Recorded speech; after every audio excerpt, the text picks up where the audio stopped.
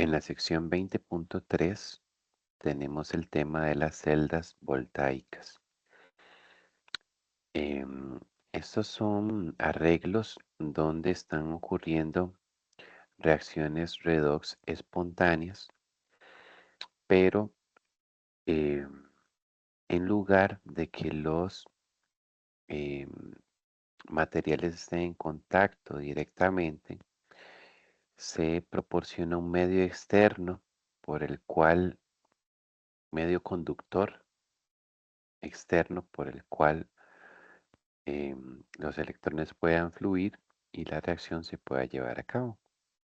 Entonces en esta sección vamos a discutir un poco sobre cuáles son las partes de una celda voltaica, cómo funciona y eh, su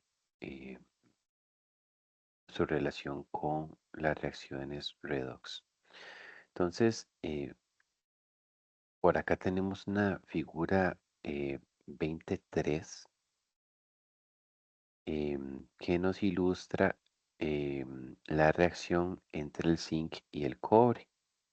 En este caso el zinc se está oxidando, pasando de 0 a +2, mientras que el cobre se está reduciendo, pasando de +2 a 0. Por aquí tenemos la figura.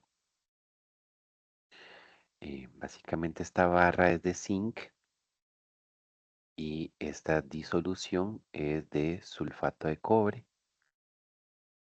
Entonces, cuando se ponen estos dos materiales en contacto, el zinc tiene la tendencia a oxidarse, em, pierde electrones y esos electrones entran en la disolución. Ahí en la disolución, los electrones son capturados por los iones cobre +2,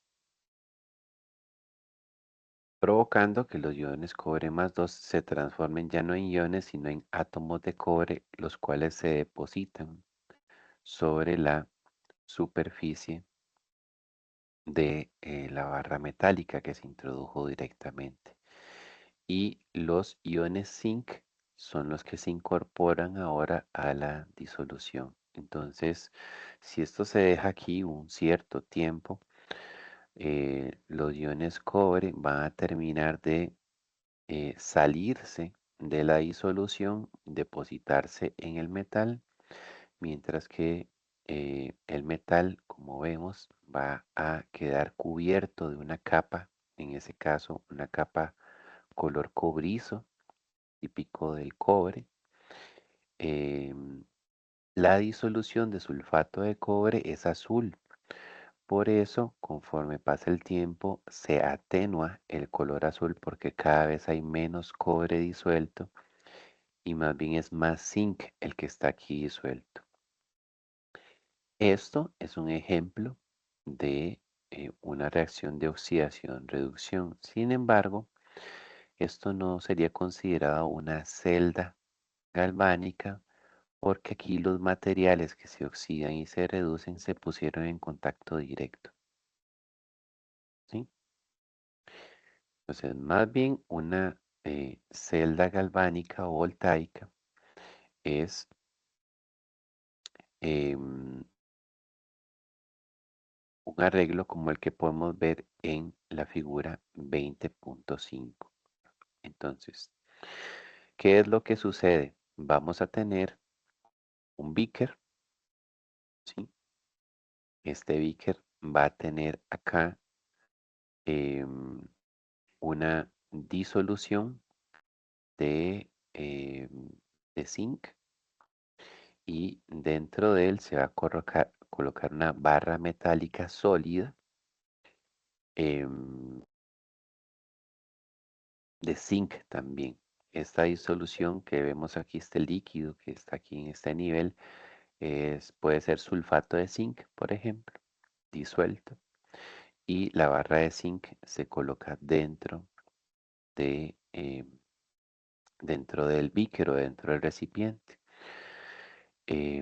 Todo este arreglo de la barra junto con la disolución en el recipiente se conoce como ánodo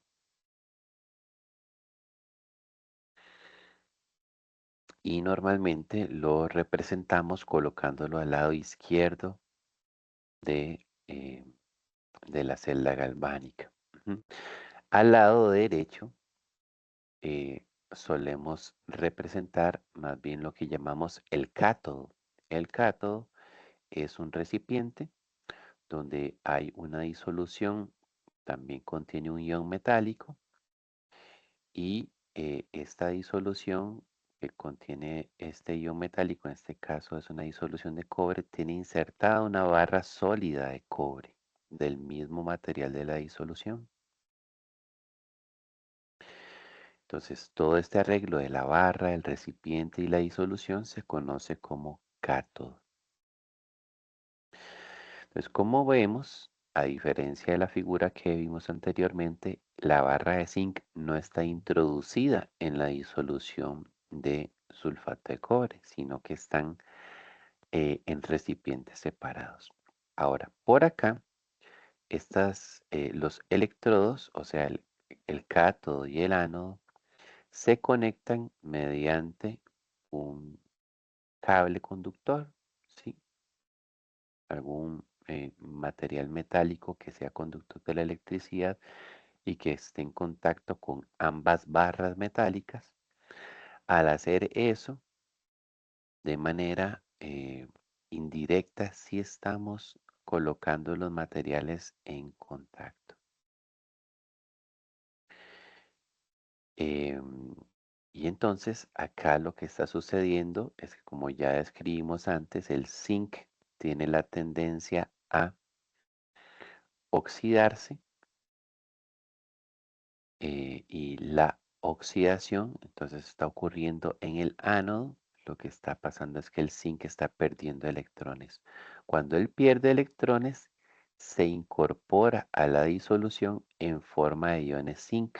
Entonces, por decirlo así, esta barra se está transformando de ser metálica, sólida, a estarse, digamos, deshaciendo o disolviendo en la disolución que está sumergido. Y al hacer eso, eh, pierde electrones, los cuales son conducidos por el cable o el alambre conductor hacia el otro extremo de la celda, en donde tenemos una barra de cobre en la cual los iones cobre que están aquí disueltos reciben esos electrones y se empiezan a depositar sobre la barra de cobre. Entonces, la barra de cobre, en lugar de estarse disolviendo en la disolución, más bien estaría adquiriendo más y más masa conforme va pasando el proceso, porque cada vez más iones cobre están depositándose sobre la superficie de la barra. Ujú. Es común que en esta conexión entre las dos barras instalemos un aparato para medir el voltaje, que se llama voltímetro.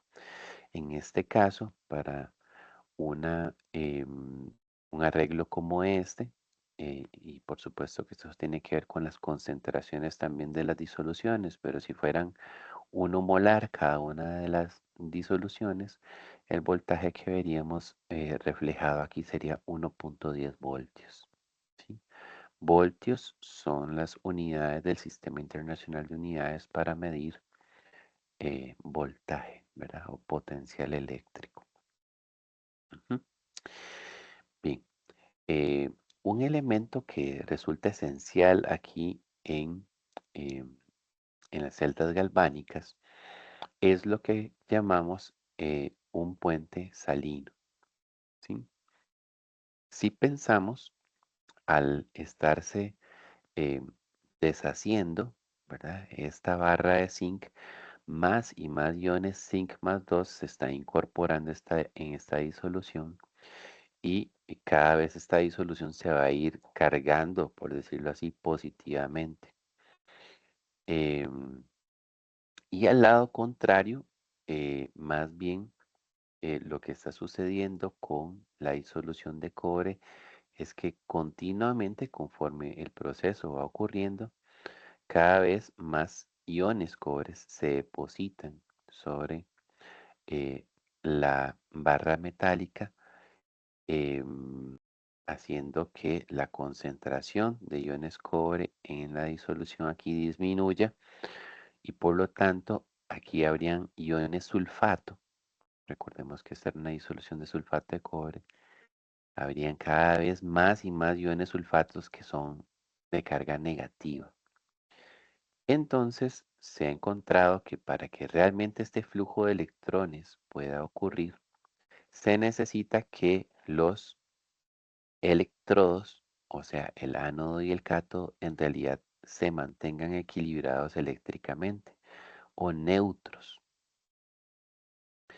Entonces, como decía, pues este lado no puede quedarse neutro porque cada vez va a haber más cargas zinc más 2 presentes que deben ser compensadas o anuladas si yo quiero mantener esa neutralidad para sostener la corriente eléctrica que se está generando.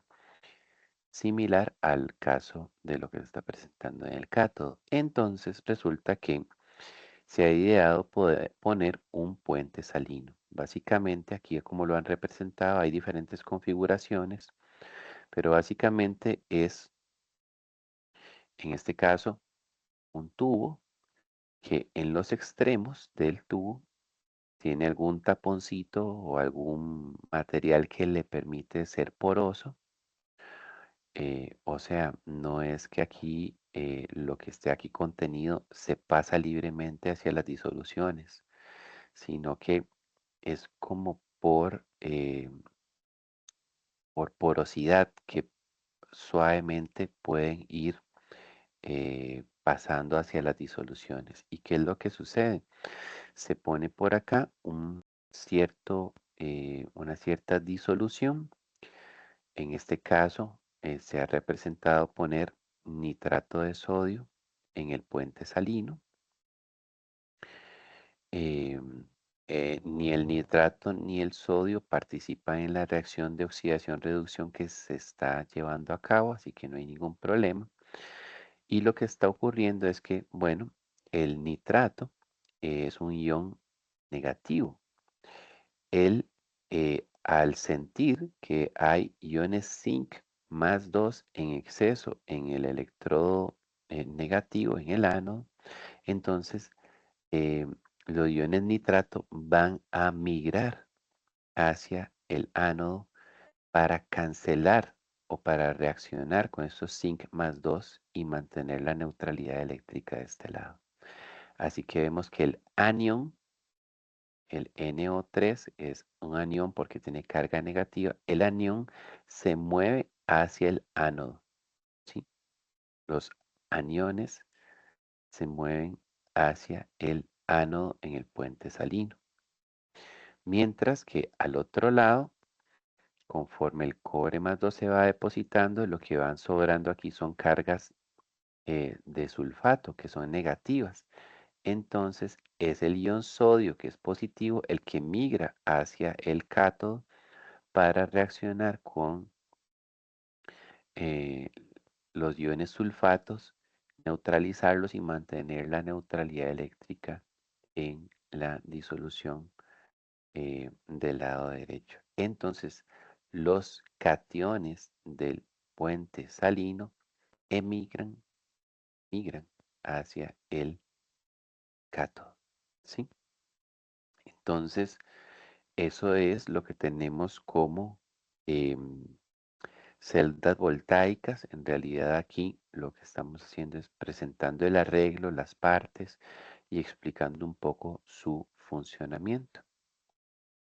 Entonces, la idea sería que si lo que me interesa es generar la electricidad y aprovecharla em, de manera externa, yo puedo usar una celda voltaica para generar esa corriente eléctrica em, de manera externa. y sin contacto directo entre los materiales que se oxidan y se reducen. Em, Hacer énfasis en que en el ánodo está ocurriendo la oxidación y en el cátodo está ocurriendo la reducción. Por acá, ¿verdad? Hay como una guía para ayudar a recordar estas definiciones. Ánodo y oxidación inician con vocal. Entonces, si hacemos esa asociación, ¿verdad? Nunca vamos a decir, en el ánodo pasa la oxidación o la reducción. Uy, ¿verdad? Me confunde eso. Pensémoslo en quienes inician con vocal. El ánodo es a donde ocurre la oxidación, porque la oxidación también empieza con vocal. Entonces, de esa manera logramos distinguirlo para que no se nos confunda. E igualmente, la reducción, que empieza con consonante, ocurre en el cátodo, que también inicia con consonante. Entonces es una forma sencilla y práctica de poder recordar dónde ocurre cada cosa y evitar confundirnos. Por ya convención, como mencionábamos, siempre vamos a representar el ánodo o la oxidación al lado izquierdo, mientras que la reducción al lado derecho.